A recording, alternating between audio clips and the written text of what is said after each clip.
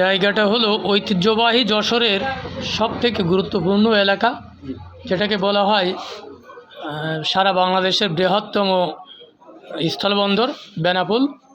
দেখতে খুবই সুন্দর এবং ঐতিহ্যবাহী এই যশোরের সবথেকে সৌন্দর্যময় এই জায়গাটি।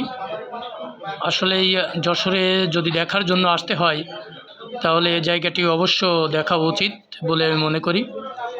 যাই হোক, অদূরে যারা আছেন, যদি কখনো যশোরে আসেন, যশোরের সৌন্দর্য উপভোগ করতে হলে অবশ্যই বেনাপোল আসবেন এবং বেনাপোলের এই সৌন্দর্য দেখে আমি আশা করি অবশ্যই আপনি মুগ্ধ হবেন।